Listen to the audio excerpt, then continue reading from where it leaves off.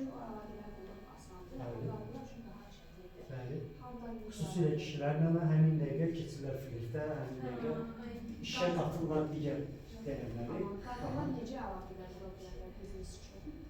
Dedim ki, kişilər birinci, Azərbaycan kişilər qabağında güclü qadın obrazını göstərin, zaten flirtə girməyə qorxacaqlar, o riskiyədir, düzdürmü də?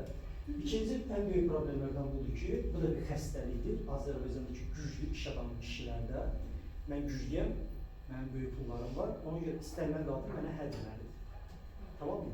Və bu zaman nə baş verir? Bu şeylərin bir çarəsi. Siz o adamla bir iş münasibətini yanaşsa zaman, adam sizə patxod edir, siz deyirsiniz ki, nədən istəmədiniz burada iş danışırıq deyəndə adamın egosu keçdi və sizdən başlayır sizdən prinsip aparmağa. Burada mən sizə bir şey tövsiyə verə bilmərəm, çünki yeganə şeyim olacaq ki, o adamdan bir işiniz alınmayacaq, yəni. Tamam mı? Qalan da ki, sizdəki o obrazı, xarakteri, yəni o xarakteri sərgiləyəndə kişilər zaten ona görə davranır. Mən seminarda nə dedim, yəni? Tək etməli olduğunuz öz şeyinizi qorumaq. Yəni, kişi çox özünü səmimi istəyib, ha eləyəndə sizin bir təbəssümünüz leveliniz var. Siz o leveli başdan da, o görüşün, iş görüşməsini başında hansı təbəssümlə yanaşdınızsa, o təbəssümü qoruyub saxlamanız axırınızda xəttə qədər. O xətti də o adam görəcək ki, sizin xəttiniz birdir. Onda başa düşəcək ki, mən bu xətti istəsəm də genişləndirə bilmərəm. Xətt budur. Yəni, tamam mı?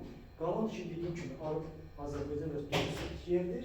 Burada hər kəs o xanımla münasibəti istənilən iş adamı bir xanımı yoxlayır, bir atır. Görüb tutaraq tutmaq, bir tərəfdən bir söz atır, bir təklif atır. Sən reaksiyanı verə bilmirsən. Sərt olsan, mən neyəm, mən o barədə deməmişdim. Bəli, ima edir, sadəcə ima edir. Doğrudan mənim də sualım əslində budur. Belə ima eləmək, konkret sərt ola bilmirsən, adam səni özsüz tupoy verir. Bu axıra qədər davam eləsə, yəni bəzən mənim buna qədər gəlir, yəni tupoyluğu oynayayım. Axıra qədər. Mən bir kişi kimdir? Yəni, mənim bugün həyatımda növbəti xanıma ehtiyac yoxdur, yer yoxdur. Xanım məndən cilvə falan olanda özümü qoyum axmaq olarım, anlamam. Gök anlamam. Bu özünə hörmətsizlik sayılır ki, yəni mən bəzən düşünürəm ki, özümə hörmətsizlik edirəm, mən buna sakit dururam falan. Amma o şərait, adam bu barədə özünü inkişaf elətdirir. O güc var, o holdingin rəhbərlik falandırsa ki, siz ona sözsüz deməklə qalib gələ bilmirsiniz, mümkündür, bilirsiniz. Güc olanda bütün komandanı belə sizə qarşı çıxarda bilər. Hər şey belə sizə, sonda ədalətsizdir, yəni müfavsiz olacaqsınız. Belə olanda, o otaqdan mən necə ən sağlam şəkildə sıvışıb çıxın, yəni, və sən bu söhbətdən çıxmalıyım, yəni. Tamam, onun birinci rolu şeydir,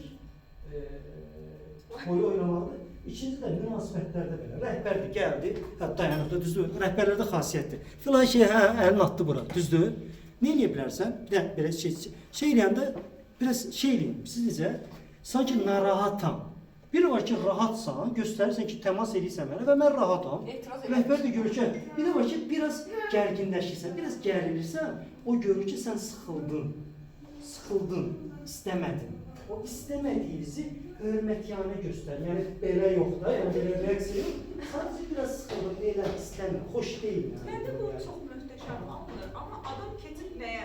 Stiker atır, stikerə baxmayın. Yəni, nə deyib söyüşdü bir stikerdir, nə belə ima edir, stiker belə ima edilir də, yəni. Çünki biz uşaqlıqdan Sovetin kinolarına baxmışıq. Sovetin kinosunda güclü bir dənə müdür obrazı var. O müdürün bir dənə katibəsi obrazı var, o müdürün mütləq şəkildə katibə ilə ilişkisi obrazı var. Bütün Sovet kinolarından bugün kino bunu görmüşük, düzdür. Və müdür olan bir Azərbaycanlı o tərbiyədə böyük, düzdür. O artıq katibə ilə və ya kişisinə bir münasibət olmayanda mən nə istəyirsin olan şeydir. Mən kişi olaraq deyəsən zəifəm, hiss edir. Görür ki, mən bunu eləməliyəm. O hissə düşür. Yox, təəssüf ki, və bu coğrafiyada bu kişi dünyasında qəhrəmanlıq kimi qələmə verir, düzdürmü? Ona görə də çətindir, iş qadınla, kişilərlə o münasibəti qoruyub saxlamaq, mən bunu kesinliklə demirəm, yəni öz xanımımdır, bir-iki profesional şirkətdə kişilərin arasında təkli xanımlar kimi çalışır.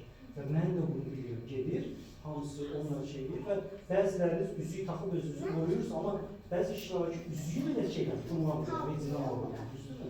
Belə momentdə o xətti sonra qədər, o xətti elə eləməlisin ki, sonra açıb, sonra o xətti mən bağlamaya çalışım, ən çox da o şey yaranır. Məsəl üçün, kişi sizə qarşı münasibətlər, amma siz bir kişiyə kollega kimi baxırsınız. O sizə çox səmimi gülür, siz də görürsünüz. O səmimi gülür, sonra siz də görürsünüz. Kişi bunun ötürüsü nə? Hissə qapılır, siz də ondan xoşlanırsınız.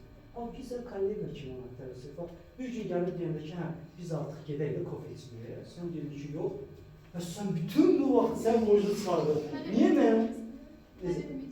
Hə, niyə ümid verirsən? Biraz hansı ümid durmamışsın sən? Mən sadəcə kollega olmuş. Ona görə tutun da söhbəti ki, bu adam mənə necə yanaşır? Yəni, bütün edəcəyiz.